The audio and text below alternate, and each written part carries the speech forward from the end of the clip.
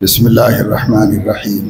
نحمده ونصلي ونسلم على رسولنا الكريم اما بعد قال الله تبارك وتعالى ما كان محمد ابا احد من رجالكم ولكن رسول الله وخاتم النبيين وكان الله بكل شيء عليما صدق الله العظیم۔ ریاستی مجلس تحفظ ختم نبوت نے یہ طے کیا اور اعلان عام بھی کیا کہ ربیع الاول کے اس آخری جمعے میں خاتم النبیین حضرت محمد صلی اللہ علیہ وسلم کی ختم نبوت کے موضوع پر بیان ہونا چاہیے اور عوام کے سامنے اس کا مذاکرہ ہونا چاہیے۔ واقعہ یہ ہے کہ ختم نبوت ہمارے بنیادی عقائد میں سے مومن جن باتوں کو مان کر تسلیم کر کے اقرار کر کے مومن کہلاتا ہے، ان باتوں میں بنیادی بات اور اہم بات نبی کریم صلی اللہ تعالی علیہ وسلم کی نبوت و رسالت کا اقرار اور ان کے آخری نبی ہونے کا اقرار ہے۔ پہلے زمانے میں امتیں اپنے نبی کو نبی مان لیتی تھیں تو بات پوری ہو جاتی تھی، اور ان کو نبی مان لینا ان لوگوں کے مومن ہونے کے لیے کافی ہو سکتا تھا۔ لیکن حضرت محمد صلی اللہ علیہ وسلم کی امت کے لیے محض نبی مان لینا، رسول مان لینا مومن ہونے کے لیے کافی نہیں ہے، اس کے ساتھ ساتھ خاتم النبیین ہونے کو بھی ماننا، امام الانبیاء ہونے کو بھی ماننا ہے۔ یہ سب ہمارے ایمانیات میں داخل ہے، اور خود حضور علیہ السلام نے جہاں نبوت کا دعویٰ فرمایا ہے وہاں خاتمیت کا دعویٰ بھی فرمایا ہے، اور نبی کا ہر دعویٰ قبول کرنا امت کی ذمہ داری ہے۔ حضور اکرم صلی اللہ تعالی علیہ وسلم نے فرمایا، میری اور مجھ سے پہلے جو انبیاء گزرے ہیں ان کی مثال ایسی ہے جیسے کسی شخص نے ایک گھر بنایا، کمثل رجل بنا دارن، ایک گھر بنایا، شاندار گھر، خوبصورت عظیم الشان مکان اس نے تعمیر کرایا اور بہت عمدہ طریقے سے بنایا، بے مثال، ہر اعتبار سے اس کی تکمیل کی، اسے مزین کیا، اسے خوبصورت بنایا، مضبوط بنایا، ہر اعتبار سے اس میں کمال رکھا۔ بس یہ ہوا کہ اس پورے محل کے، اس دار کے، اس بیت کے تیار ہونے کے میں آخر میں اس کی عمارت میں ایک اینٹ نہیں رکھی گئی، باقی سب مکمل کام ہو گیا۔ ایک اینٹ رکھنے کی جگہ چھوڑ کر باقی سارا کام کمپلیٹ ہو گیا، اور یہ گھر اتنا شاندار بنا کہ لوگوں میں اس کا چرچا ہوا، زائرین اور دیکھنے والے دور دور سے آ کر اسے دیکھنے لگے۔ فطاف الناس حولہ، لوگ اطراف گھوم گھوم کے اس کو دیکھ رہے تھے کہ کیا شاندار مکان ہے، کتنا خوبصورت محل ہے، کتنا بڑھیا ہے، کتنا عمدہ ہے۔ تو لوگ گھوم گھوم کے اس کو دیکھتے تھے، ینظرونہ یتعجبونہ، دیکھتے جاتے تھے اور تعجب اور خوشی کا اظہار کرتے جاتے تھے کہ کتنا خوبصورت ہے، کتنا بڑھیا ہے، آنکھیں ٹھنڈی ہو رہی ہے، خوشی مل رہی ہے۔ لیکن ان دیکھنے والوں کی نظر اچانک اس سوراخ پر پڑ جاتی جہاں ایک اینٹ کی جگہ باقی ہے، ایک اینٹ نہیں رکھی ہوئی ہے، باقی سب ہو گیا، کام ختم۔ جب دیکھتے دیکھتے وہاں نظر پڑتی تو ہر زائر اور ہر دیکھنے والے کی زبان پر یہ لفظ آتا کہ یہ ایک اینٹ بھی رکھ دی جاتی تو اس محل میں اب کوئی کمی نہ رہی، بس یہ ایک کمی نظر آ رہی، سب خوبیاں ہیں، سب اچھا لگ رہا ہے، واہ واہ ہو رہی ہے، لیکن یہ ایک اینٹ رکھ دی جاتی۔ یہ سب کا تبصرہ اور سب کا تأثر تھا۔ اس مثال کو دیکھ کر اور اس کے ذریعے سے حضور علیہ الصلاۃ والسلام ہمیں ختم نبوت کو سمجھانا چاہتے تھے۔ یہ مثال دے کر آپ نے فرمایا لو یوزع اللبنہ، لوگ کہتے بھئی یہ ایک اینٹ بھی رکھ دی جاتی، آپ نے فرمایا وَأَنَا اللَّبِنَةُ، وہ ایک اینٹ جس کی جگہ باقی تھی قصر نبوت میں وہ میں ہوں۔ یہ گھر کمپلیٹ بنا ہوا ہے، اس میں کہیں کچھ اور کرنے کی ضرورت نہیں، بس ایک اینٹ کی کمی تھی، وہ اینٹ رکھنی باقی تھی، معمار نے بنانے والے نے وہاں پر بھی ایک اینٹ رکھ دی اور اسے کمپلیٹ کر دیا۔ اب اس کے مکمل ہو جانے کے بعد اس عمارت میں کسی کو کوئی ایسی جگہ نظر ہی نہیں آئی جہاں کچھ اور رکھنا باقی ہو، جہاں کچھ اور کام باقی ہو۔ یہی ایک کام باقی تھا۔ جب یہ ایک کام ہو گیا تو یہ قصر مکمل ہو گیا اور یہ محل پورا ہو گیا۔ اب اس میں اگر کوئی آدمی کچھ اور لگانے کی کوشش کرے اور کچھ اور بڑھانے کی کوشش کرے تو پہلے تو گنجائش ہی نہیں ہے کہ وہاں پر کوئی اور اینٹ سیٹ ہو جائے، سیٹ ہونے کی جگہ ہی نہیں ہے، گنجائش ہی نہیں ہے، اور اگر زبردستی کرے تو اس محل کو نقصان پہنچائے گا اور اس کی خوبصورتی کو داغدار کر دے گا۔ اس لیے اب کسی کو کچھ نہیں کرنا اس کے اندر، یہ کمپلیٹ ہو گیا۔ اس مثال کے ذریعے بالکل واضح عام فہم انداز میں اللہ کے نبی صلی اللہ علیہ وسلم نے اپنی شان خاتمیت کو بیان فرما دیا۔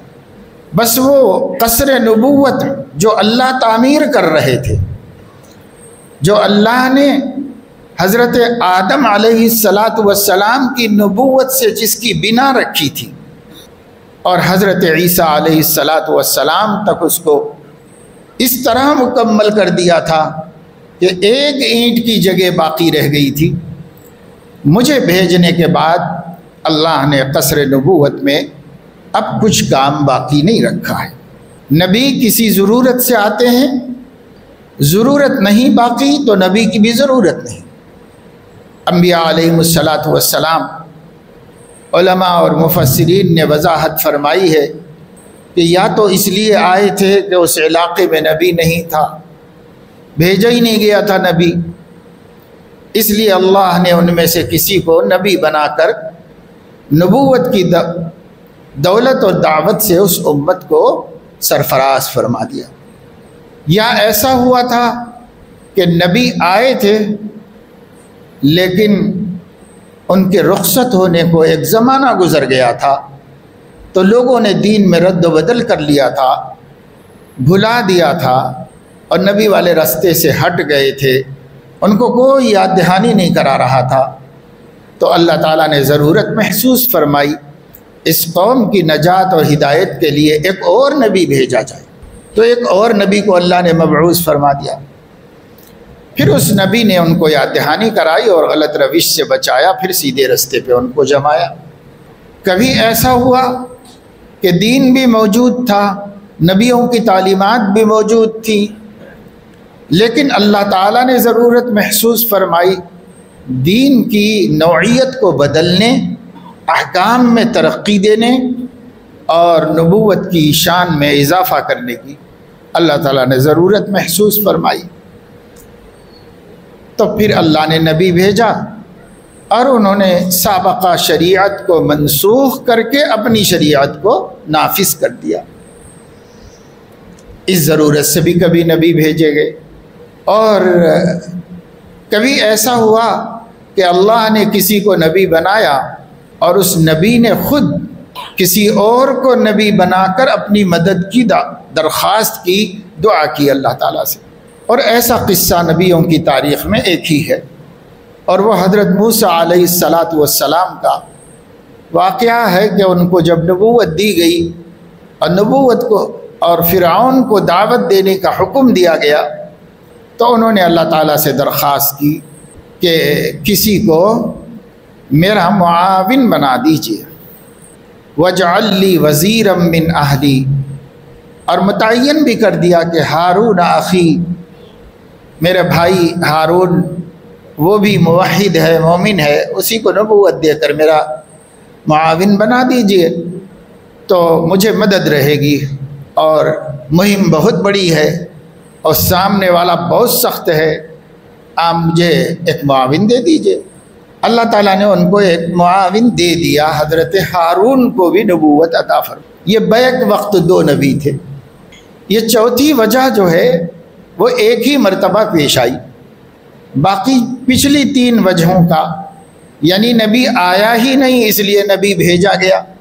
یا نبی کو دیر ہو جانے کی وجہ سے لوگ بہت غافل ہو گئے تو ایک اور نبی بھیجا گیا، یا اللہ کی حکمت میں اس نبوت میں ان احکام میں تبدیلی مناسب تھی، اس تبدیلی کے لیے ایک نبی کو بھیجا گیا۔ تو یوں انبیاء 3 ضرورتوں سے آتے رہے ہیں۔ چوتھی ضرورت کا ایک ہی حادثہ ہے اس دنیا میں، ایک ہی واقعہ ہے، اس کے علاوہ کوئی واقعہ نہیں، مگر اسے بھی ایک ملا لیں تو یہ 4 ضرورتیں ہوئیں بعثت نبی کی،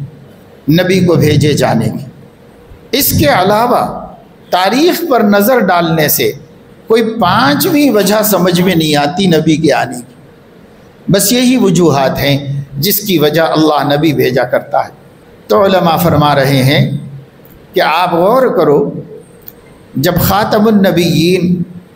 سیدنا محمد الرسول اللہ صلی اللہ علیہ وسلم کی بعثت ہوئی تو کیا اس کے بعد ان ضرورتوں میں سے کوئی ضرورت باقی رہی؟ تو ہمیں پتہ چلے گا کہ اب کوئی ضرورت باقی نہیں رہی۔ جب ضرورت باقی نہیں رہی تو اللہ تعالیٰ تو کیا کوئی عقل مند آدمی بھی بے ضرورت کوئی کام نہیں کرتا۔ اللہ تبارک و تعالیٰ شانہ کیوں بے ضرورت کام کرے گا؟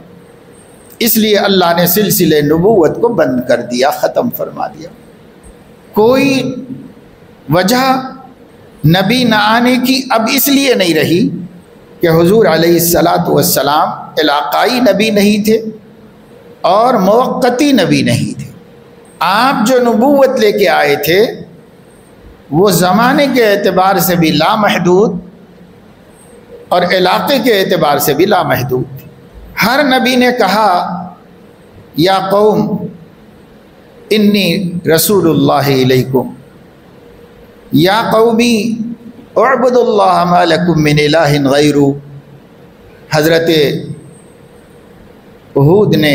یہی کہا، یہی حضرت صالح نے کہا، یہی حضرت شعیب نے کہا، یہی حضرت لوط نے کہا، یہی حضرت ابراہیم نے کہا، یہی حضرت اسماعیل نے، اور جتنے نبیوں کا ذکر قرآن میں ہے اور جن کا نہیں ہے۔ ہر نبی ایک محدود وقت کے لیے اپنی عمر کے حد تک اور اپنے زمانے اور قوم کے حد تک، اپنی قوم کے حد تک نبی بن کر آیا۔ اسی لیے ایک ہی زمانے میں الگ الگ علاقوں میں کئی نبی ہوئے ہیں۔ ان لوگوں کے لیے وہ نبی آئے، اس قبیلے کے لیے یہ نبی آئے، اس قوم کے لیے یہ نبی آئے۔ انبیاء علیہ السلام علاقے اور زمانے کے حدود میں محدود ہو کر تشریف لاتے تھے، اور جب ہمارے نبی حضرت محمد صلی اللہ علیہ وسلم آ گئے تو آپ نے یا قومین ہی فرمایا۔ آپ نے فرمایا یا ایھا الناس، تمام انسانوں، اور یہ الناس میں وہ بھی جو ان کے دور میں تھے اور وہ بھی جو ان کے بعد قیامت تک آنے والے ہیں، سب اس الناس میں داخل ہیں جن کو آپ نے مخاطب فرمایا۔ یا ایھا الناس انی رسول اللہ الیکم جمیعا، اے لوگو میں تم سب کی طرف رسول بنا کر مبعوث کیا گیا۔ میں اللہ کا رسول ہوں، عرب والوں کے لیے نہیں، عرب کے لیے، عجم کے لیے، یونان کے لیے، ہند کے لیے، چائنا کے لیے، سارے عالم کے لیے۔ کوئی خطہ زمین ایسا نہیں جس پر بسنے والے میرے نبوت کے مخاطب نہ ہوں۔ میں سب سے خطاب کر رہا ہوں اور میں سب سے بات کر رہا ہوں، اور کوئی زمانہ ایسا نہیں جس میں میری نبوت ختم ہو جائے گی اور ایک اور نبی کی ضرورت پڑے گی، ایسا کوئی زمانہ بھی نہیں۔ تو مطلق نبوت کے ساتھ حضور اکرم صلی اللہ علیہ وسلم تشریف لائے۔ تمام انبیاء کی نبوتیں زمانے کی قید میں بھی مقید تھیں اور مکان کی قید میں بھی مقید تھیں، زمان و مکان کی قید کے ساتھ آئے تھے، اور حضور علیہ السلام ہر قید سے آزاد، ہر زمانے اور ہر علاقے کے واسطے نبی بن کر آئے۔ اس لیے دنیا کے تمام انسان آپ کی نبوت کے مخاطب ہیں، اور آپ دنیا کے تمام انسانوں کے نبی ہیں، ان کے بھی جو ان کو مانتے ہیں نبی، اور ان کے بھی نبی ہیں جو ان کو نبی نہیں مانتے، ان کے بھی وہی نبی ہیں، سب کے لیے وہی آئے ہیں۔ اس لیے سب کے سب حضور اکرم صلی اللہ علیہ وسلم کی امت بنا دیے گئے، اور آپ سب کے نبی بنا دیے گئے۔ انا آخر الانبیاء وانتم آخر الامم، میں آخری نبی ہوں اور تم آخری امت ہو، اس لیے کہ نبی بدلتا ہے تو امت بدلتی ہے، جب نبی نہیں بدلے گا تو امت بھی نہیں بدلے گی۔ ایک ہی امت ہے، قیامت تک یہی امت چلتی رہے، ایک نبی ایک امت بس۔ اس لیے جب آپ سب کے لیے آئے تو کسی کے لیے نبی بھیجنے کی اب ضرورت باقی نہیں، ضرورت ختم ہو گئی۔ رہ گئی دوسری وجہ کہ نبوت کے تعلیمات کو فراموش کرنے کی وجہ سے، بھول جانے کی وجہ سے،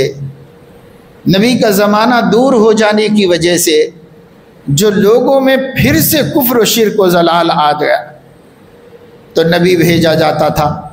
ادراہ شفقت و کرم اللہ بھیجتے تھے، جاؤ میرے بندوں کو سکھاؤ اور سیدھے رستے پہ لاؤ۔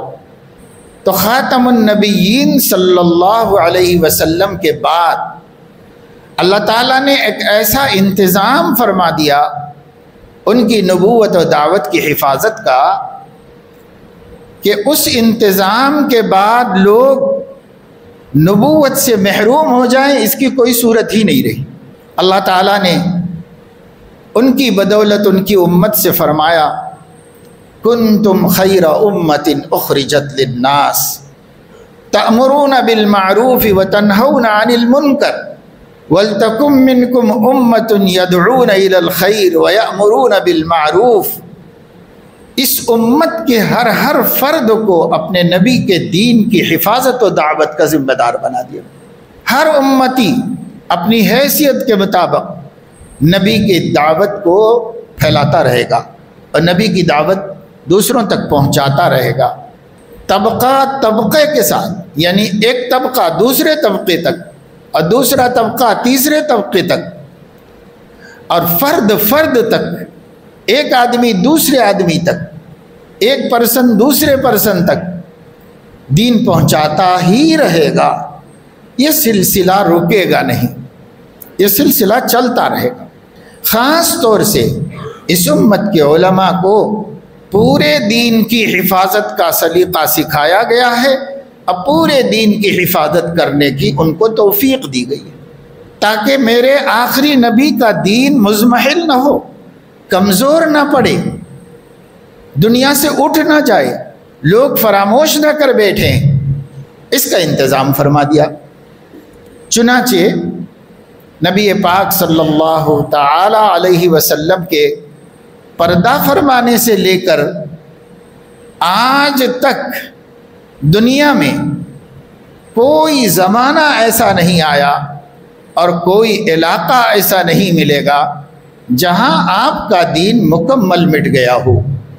ایسا کہیں نہیں ملے گا۔ ہر جگہ دین اپنی اصلی شکل میں موجود اور کچھ بندے اس پر چلنے والے موجود، چاہے کچھ لوگ بگڑ بھی جائیں، چاہے اکثریت بھی بگڑ جائے، وَكَثِيرٌ مِّنْهُمْ فَاسِقُونَ کے مصداق ہو جائیں، تو بھی دین اپنی اصلی شکل میں بعینہ عملاً بھی محفوظ ہے، علماً بھی محفوظ ہے۔ نہ قرآن کریم کے ایک حرف نقطے پر فرق پڑا، نہ بدلا جا سکا، نہ بھلایا جا سکا، نہ احادیث رسول کو مٹایا جا سکا، نہ ان کو ضائع کیا جا سکا،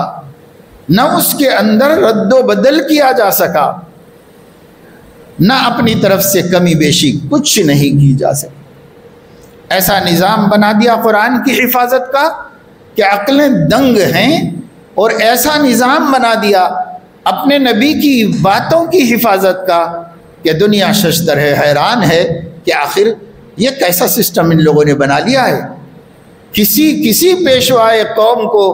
حتیٰ کہ گزشتہ نبیوں کی تعلیمات کو بھی ایسی سیفٹی اور تحفظ فراہم نہیں ہوا جو قدرتی طور پر، تکوینی طور پر من جانب اللہ محمد الرسول اللہ خاتم النبیین کے دین کی حفاظت کے واسطے کیا گیا ہے۔ یہ نظام کہیں نہیں ہے، دنیا حیران ہے، کسی کے پاس یہ نظام نہیں۔ آج ہمارے نبی کی زبان مبارک سے نکلا ہوا ایک ایک لفظ، ایک ایک قول، ایک ایک جملہ، سینٹنس محفوظ ہے، ایسا محفوظ ہے کہ اس کی شہادت دی جا سکتی ہے کہ یہ بات کسی اور نے نہیں، زبان نبوت ہی نے کہی ہے۔ اس کی شہادت دی جا سکتی ہے، تیقن دیا جا سکتا ہے، اس میں ملاوٹ نہیں ہے، اس میں بعد والوں کی طرف سے تبدیلی نہیں ہے۔ کوششیں تو ہر زمانے میں ہوئی، لیکن کوششوں کا اللہ نے ایسا دروازہ بند کر دیا ہے کہ وہ کوششیں قصر نبوت میں داخل نہیں ہو سکتی۔ جیسے حضور علیہ السلام نے بتا دیا کہ میرے آ جانے کے بعد قصر نبوت کمپلیٹ ہو گیا، یہ مکمل ہو گیا، اس میں گھسنے کی جگہ نہیں، اس میں داخلے کا کوئی رستہ ہی نہیں، نہ علماً متاثر کر سکتے، نہ عملاً متاثر کر سکتے۔ کسی اعتبار سے دعوت محمدی اثر انداز نہیں ہے، آج بھی باقی ہے، اسی شان سے باقی ہے اور اسی حفاظت کے ساتھ باقی ہے۔ فاصدع بما تؤمر واعرض عن المشرکین، جو آپ کو دعوت کا حکم ملا ہے علی الاعلان، بے خوف کھڑے ہو کر شروع کر دیجئے، اور مشرکین کی ریشہ دوانیوں کو نظر انداز کر دیجئے۔ انا کفیناک المستہزئین، جو بھی آپ کا مذاق اڑانا چاہتے ہیں ہم آپ کے لیے ان کی طرف سے کافی، ان کو ہم دیکھیں گے، آپ کو ان کی پرواہ کرنے کی بھی ضرورت نہیں، ہم نمٹیں گے ان سب سے، آپ اپنا کام کرتے رہیے، آپ کے دین کو کوئی زک نہیں پہنچا سکتا، گزند نہیں پہنچا سکتا، نقصان نہیں پہنچا سکتا، ہو بہو باقی رہے گا جب تک کہ حضرت اسرافیل محشر کا سور نہیں پھونک دیں گے، قیامت کا سور نہیں پھونک دیں گے، تب تک کوئی آپ کے دین کو کچھ بھی نقصان نہیں پہنچا سکے۔ جب یہ تیقن، یہ تحفظ دے دیا گیا ہے تو دوسری ضرورت بعثت انبیاء کی ختم ہو گئی۔ اب اس وجہ سے بھی کوئی نبی نہیں آنا چاہیے، آ کے کیا کرے گا، ضرورت ہی نہیں ہے اس کے آنے کی۔ اور تیسری ضرورت یہ بتائی گئی تھی کہ اللہ دین میں تبدیلی کرنا چاہتے ہیں، اور اعلیٰ درجے کا دین اور اعلیٰ معیار کی زندگی اپنے بندوں کو سکھانا چاہتے ہو، اس سے اعلیٰ، اس سے عرفہ ہوتا رہا۔ کیونکہ دین جو ہے نبی کی مثال کے مطابق ایک قصر ہے، ایک محل ہے، تو وہ بنیاد سے دھیرے دھیرے اوپر اٹھایا جاتا رہا، اور اوپر جا کر اپنی چوٹی پہ مکمل ہو جاتا ہے۔ اللہ کو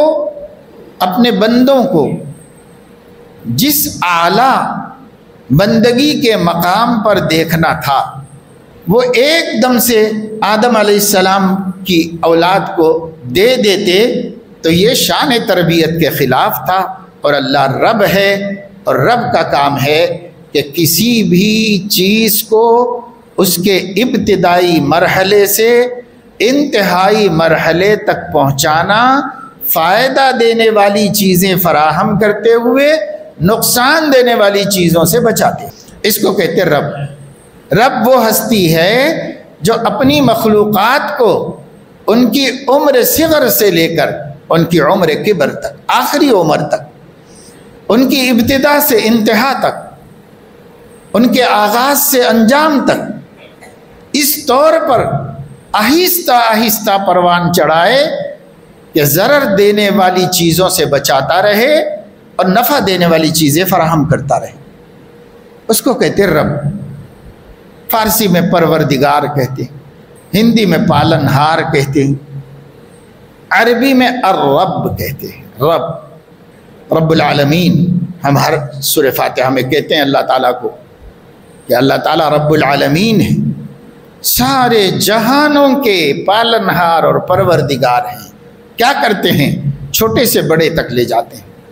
آغاز سے انجام تک پہنچاتے ہیں، ابتدا سے انتہا تک پہنچاتے ہیں، نقص سے کمال تک پہنچاتے ہیں۔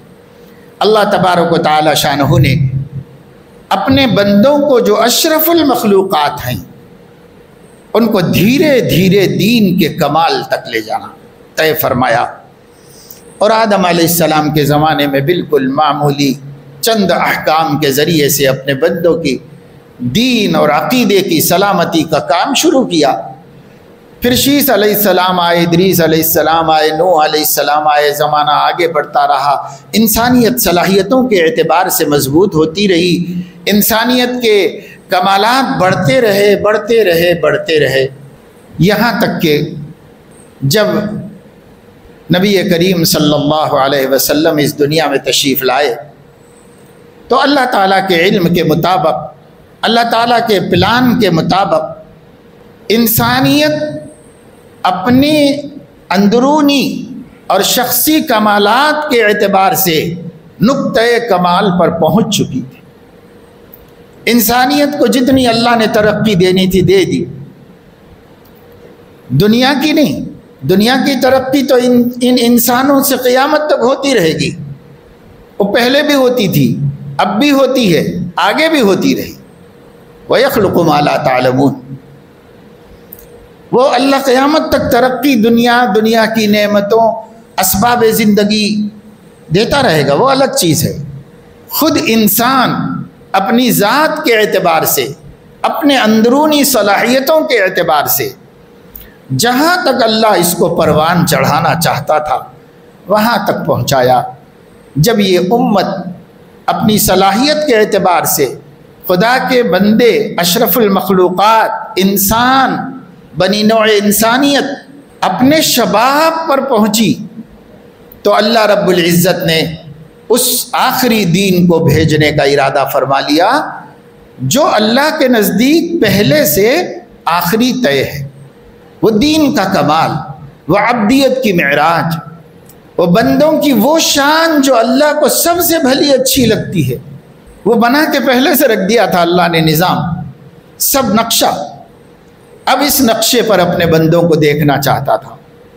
اس کے لیے جو اس کا اہل تھا اس کو بھی چن کے رکھا تھا، اور ازل میں چن کے رکھا تھا، اور اس کو آخر میں بھیجنا طے تھا۔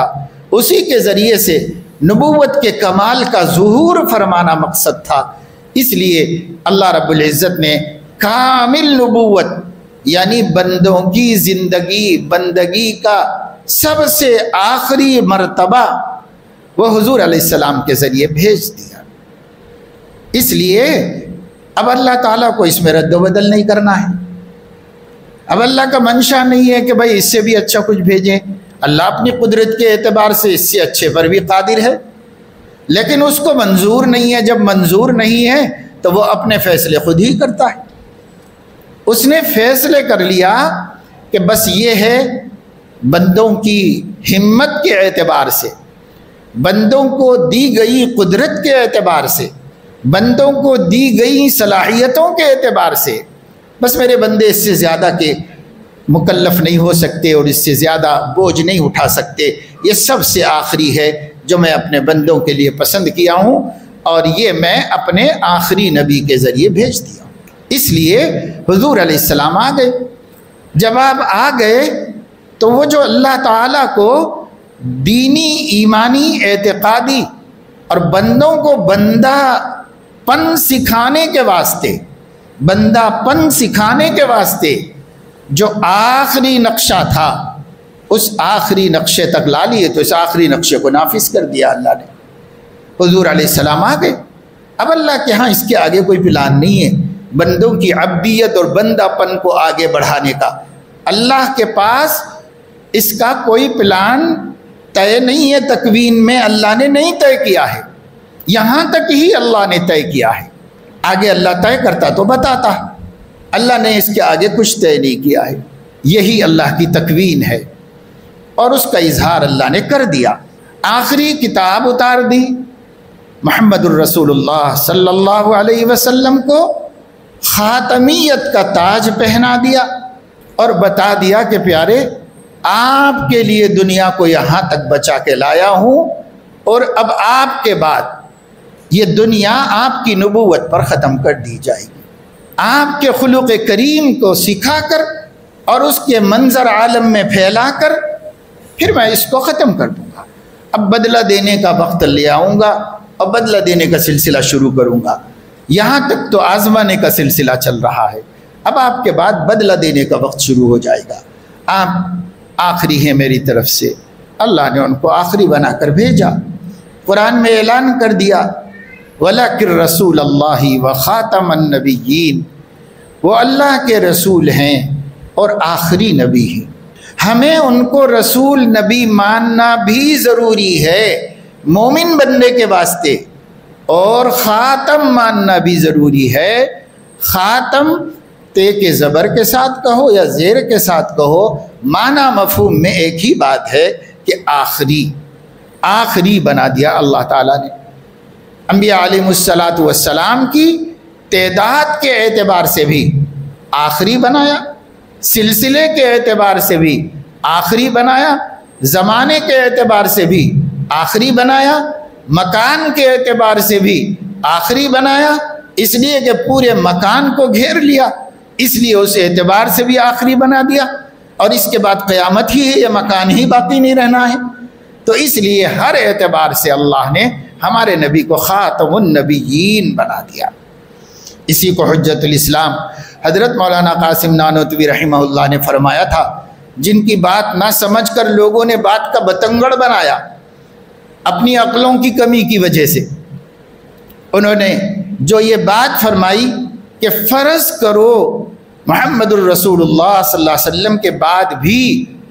کوئی اور نبی آ جائے تو بھی آپ کی شان خاتمیت پر کوئی اثر نہیں پڑے گا، تو لوگوں نے سمجھا کہ آنے والا ہے کوئی، یا مولانا سمجھتے ہیں کہ کوئی آنے والا ہے، ایسا نہیں ہے، یہ ایسی قطعی اور آخری بات تھی جو قرآن کے اسلوب میں تھی۔ قرآن کریم میں اللہ رب العزت نے فرمایا نبی کریم صلی اللہ علیہ وسلم سے کہ اے نبی، آپ مکہ کے مشرکوں سے کہہ دیجئے کہ اگر اللہ کی اولاد ہوتی تو انا اول العابدین، سب سے پہلے میں اللہ تعالیٰ کے بیٹے کا بندہ بن جاتا، سب سے پہلے میں عبادت کرتا اس کی، اگر اللہ کی اولاد ہوتی۔ تو یہ جو لو کہا ہے، یہ لو نہ ہونے کی قطعیت ثابت کرنے کے واسطے کہا ہے۔ حجت الاسلام نے بھی جو مثال دی تھی وہ قطعیت، ختم نبوت کی قطعیت کو مزید پختہ کرنے کے لیے فرمائی تھی کہ کوئی گوشہ باقی نہ رہے، گنجائش باقی نہ رہے حضور علیہ السلام کی خاتمیت میں اور اس کے پر یقین کرنے میں۔ تو یہ بات ہے کہ ہر پہلو سے، ہر اعتبار سے آپ آخری نبی۔ لوگوں نے کوشش کی، رستے نکالے کہ اس اعتبار سے نبی آ سکتا ہے، اس اعتبار سے آ سکتا ہے، آپ کا سایہ بن کر آ سکتا ہے، آپ کا ٹھپا لگا کر آ سکتا ہے، آپ کی اجازت سے آ سکتا ہے، آپ کی مدد کے لیے آ سکتا ہے، اس لیے آ سکتا ہے، اس لیے آ سکتا ہے۔ تو جتنے راستے تھے سب بند، کوئی راستہ نہیں۔ انا آخر الانبیاء وانتم آخر الامم، نہ امت بدلنے والی ہے نہ نبی بدلنے والا ہے، یہی نبی چلے گا، یہی امت چلے گی۔ ایک موقع پر ارشاد فرمایا یقیناً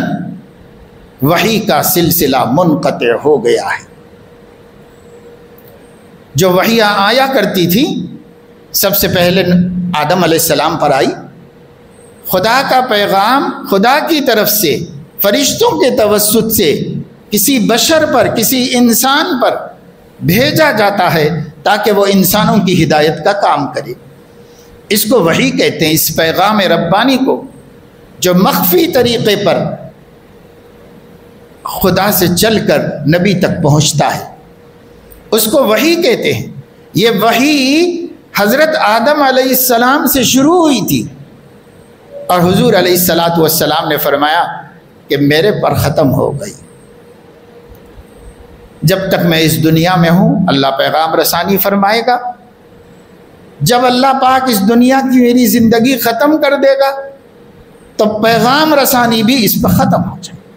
وحی منقطع ہو گئی، اور جب وحی منقطع ہو گئی تو فلا نبی بعدی ولا رسول، اب میرے بعد نہ کوئی نبی نہ رسول، کوئی بھی نہیں، میں ہی ہوں، ختم، اب اس کے بعد کچھ نہیں، تصور بھی نہیں، سوچا نہیں جا سکتا، شک شبے میں نہیں پڑا جا سکتا، کچھ نہیں ہے، امکان ہی نہیں کسی طرح کا۔ یہ ہو گیا۔ اب حضور اکرم صلی اللہ علیہ وسلم نے فرمایا اگر میرے بعد کوئی نبی ہوتا تو عمر ہوتے، تو یہ اگر نے بتا دیا کہ ہونے ہی والا نہیں ہے، ہونے والا نہیں ہے، بس ایک بندے کی، اپنے ایک امتی کی کمال مناسبت کو بتانے کے واسطے یہ بات فرما دی کہ یہ امتی ہے، اس امتی کو میرے مزاج سے اور میری نبوت کی شان سے بہت مناسبت ہے، اس کی سوچ کو، اس کی فکر کو، اس کی اتباع کو، اس کے اعمال کو، اخلاق کو، کردار کو بڑی مناسبت ہے۔ بس اس مناسبت کو بتانے کے لیے ایک مثال دے دی۔ اس سے کا امکان کا پیدا ہوتا ہے کیا؟ اس سے کوئی امکان نہیں پیدا ہوتا، نہ صحابہ کو ہوا، نہ تابعین کو ہوا، نہ محدثین کو ہوا، آج تک کسی بھی اہل السنت والجماعت کو نہیں ہوا، بلکہ غیر اہل سنت کو بھی نہیں ہوا، کسی کو بھی نہیں ہوا، غیر مسلم اسکالرز کو بھی نہیں ہوا۔ بس جن کی قسمتوں میں شقاوت تھی، بد نصیبی تھی، جن کو ازل کے قلم نے جہنمی بنا دیا تھا، وہ لوگوں کو خیال آیا اور وہ لوگوں کو طرح طرح کے شوق پیدا ہوئے، اور وہ کھڑے ہوئے اور خود عہد رسالت سے سلسلہ شروع ہوا نبی بننے کے شوق کا۔ ابھی نبی دنیا میں ہے موجود، آپ کے حین حیات نبی بننے کا شوق شروع ہوئے کہ صاحب ہم بھی نبی بن جائیں۔ سمجھے کہ ایسی مقبولیت، محبوبیت، بلند مقام، بلند کردار کہ ارض و سما کا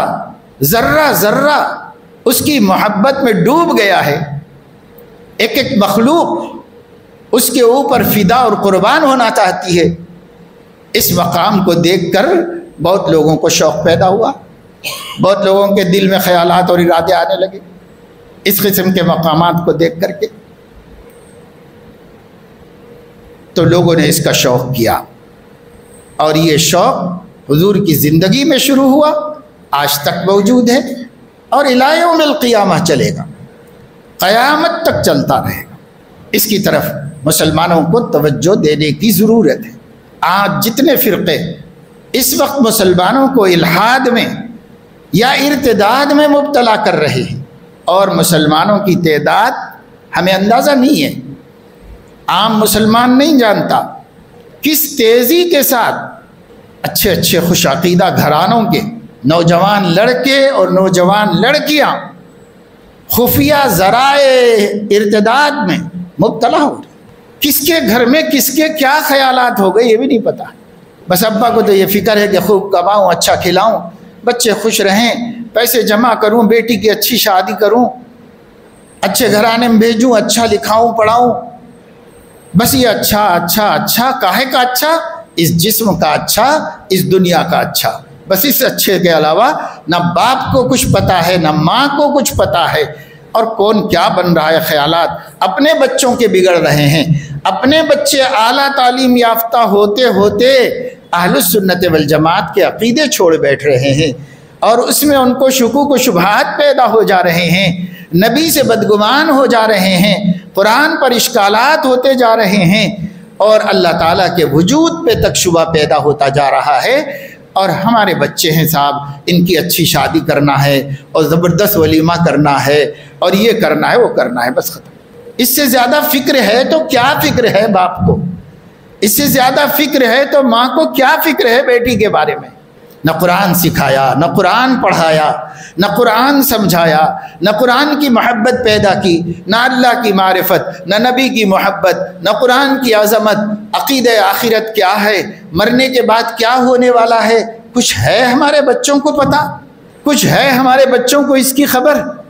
کچھ بھی نہیں ہے۔ کس چیز کا نام محبت رکھا ہے؟ محبت اولاد کے نام پر فریب میں مبتلا ہے ہم۔ یاد رکھو، اس سے بڑی کوئی محبت نہیں،